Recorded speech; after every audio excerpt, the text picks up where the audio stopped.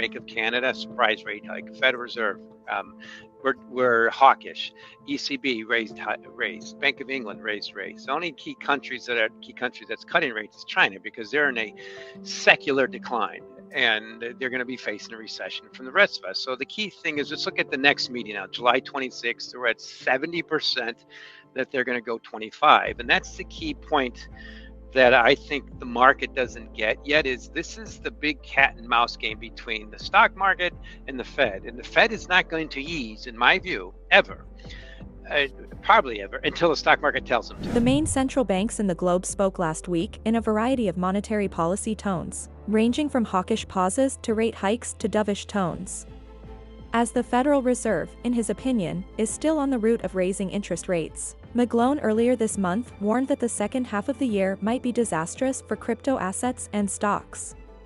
Risk assets, such as equities and cryptocurrencies, according to McGlone, could become inexpensive in the months ahead because of his expectation of an impending recession in the economy. The macro strategist believes that the Federal Reserve is still on track to raise interest rates, which might have a detrimental effect on how Bitcoin and other digital assets perform. According to McGlone, risk assets can become inexpensive during recessions. However, risk assets may face challenges from a cat and mouse game between the advancing stock market and wary central banks. Cryptos are among the riskiest, and the inability of the Bloomberg Galaxy Crypto Index, BYSI, to sustain above its 2018 high and 2023 may be for a good reason. The Fed is still tightening. The BYSI tracks the performance of the largest crypto assets traded in USD.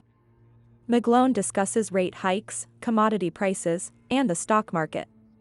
He goes on to say that Bitcoin might not be as amazing as people initially assumed, and he has good reason to believe this. Let's see Mike McGlone's macroeconomic outlook for the current state of the economy scenario.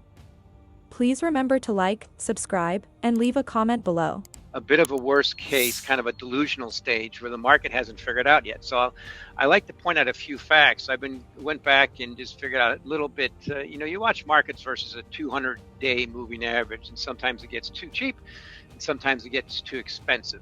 So right now, the Nasdaq is 23% above its 200-day moving average, and that's since 2000 when it had that all-time high. It's only happened on 3 separate occasions. It almost always comes after it goes down a lot. Moving average tilts lower, and then it points back out again. The point is, it virtually never stays that high above a 200-day moving average. It's never happened with the curve this inverted. So that point to me is what the market doesn't get yet. Is it's priced for all this normal human nature, optimism, and hopium that just forgot that the last almost 30 years, every time the market went down, the Fed was there to save you. This time it's going to be pointed out clear from all these Fed governors that we're not going to save you. We're focused on inflation. My forward-looking measures like PPI are collapsing, commodities are collapsing, but we're focused on our measures.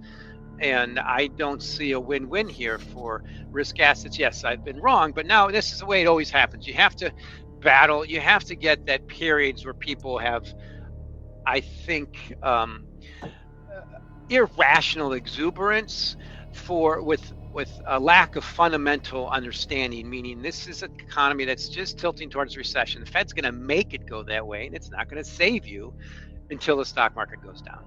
What did people get wrong a year ago, starting with crude oil?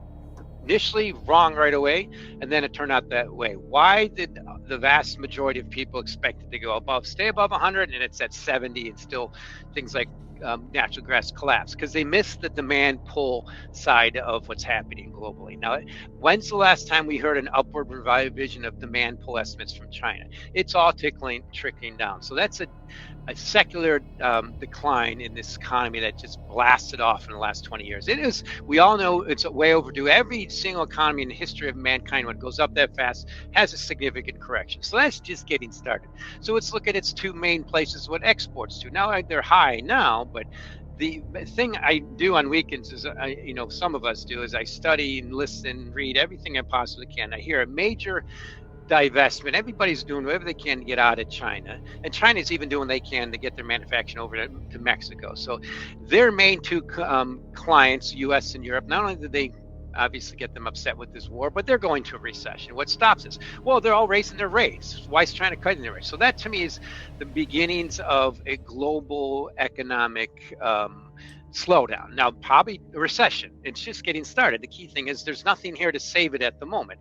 And then I look at things like, well, Bloomberg Commodity Index, it's collapsed. You look at producer price index, they've collapsed. Copper's going down. All these things that are really supposed to relate to that global economy. And then, so to me, the Fed, the fact is, they're still priced for tightening. The fact is, for commodities to bottom in this environment with the number one source, demand pull source for the last 20 years, China ticking lower, is you basically need a long and variable lag to Federal Reserve easing. That means you need basically a weaker dollar, you need the Federal Reserve, that lower plateau. We're so far away from that, if history is a guide. So now I ask people, then if you expect commodities to go up, so what's going to cause that? Were you the people who were bullish last year? That's what's happened. We're in the early days of the supply and demand elasticity kicking in. We still have massive supply of all the production signs are still kicking up because they were a sell forward on the curve for same things like crude oil. And the demand is still ticking downward. It's just getting started.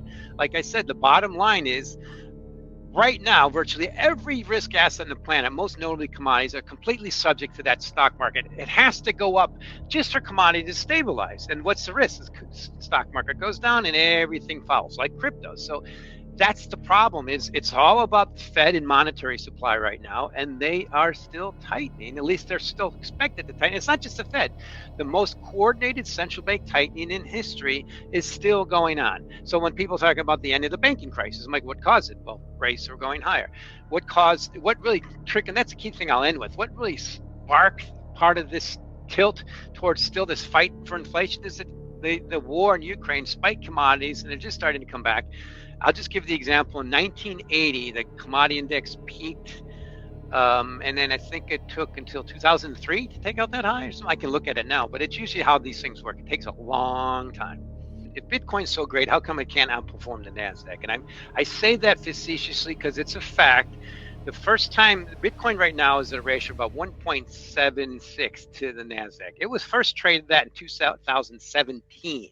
Okay, so here are 6 years. If you bought Bitcoin on that day and you bought the NASDAQ in the same day, you have the same return. Yet you get much less volatility in the NASDAQ. You have this broad index. And by the way, typically you get support from the U.S. government. You have the AI exposure. I'm bullish Bitcoin, particularly for what you said about all commodities, every single commodity on the planet, history commodities. People can create more with less every day. And the only really time they go up in the long term is when the currency they're based in is debases, i.e. the dollar. And I can show you how the price of crude oil now is the same price versus gold since 1931, I think. I can double check. It just fluctuates. But the key thing about Bitcoin, it has that definable diminishing supply, which I obviously point out a lot, but that's unheard of, never seen before in anything I've ever seen. Obviously, it has that low adoption and early days. Now, I completely believe in that in the big picture, but if I'm right, which I think I'm going to be about the stock market, and it needs to go down for the Fed to lighten up, then everything's going to go down. Cryptos will go down the most. They're supposed to. They're already kind of telling us there's a problem going down. Yes, there's other reasons the Fed's cracking down. Why the Fed's cracking down? Well, because FTX went under. Why did FTX go under? Because cryptos went down. You see the connection there? But Bitcoin should outperform. It's just not there yet. And that's why I think we got to get through that period where we can see a decent bear market in the stock market. I mean, that's going to happen in our lifetimes. Maybe not this time, but it should happen probably by the end of this year. It should kick in. And to see Bitcoin outperform. And it's not. Right now, it's going down more. So I still look at it as, I tilt back to U.S. government tier notes until I see that divergence. Investors began pricing in additional rate increases in the Eurozone after the European Central Bank surprised markets by raising rates on Thursday and announcing that the inflation outlook was worsening. This happened after the Federal Reserve decided to halt rate increases following its meeting. Only a few days before, China's central bank cut the key rates for medium-term loans to help the country's economy. Japan's central bank has maintained its ultra-loss policy despite the country's inflation rate being higher than its target level. As Carsten Przeski, global head of macro in Germany, explained to CNBC via email, taking all these different approaches together shows that not only does it seem like there is a new divergence on the best approach for monetary policy, but it also illustrates that the global economy is no longer synchronized, but rather a collection of very different cycles. In Europe, inflation has decreased in the region that uses the euro but is still significantly higher than the ECB target. This is true for the UK as well, where the Bank of England is predicted to hike rates on Thursday in response to exceptionally positive labor market data.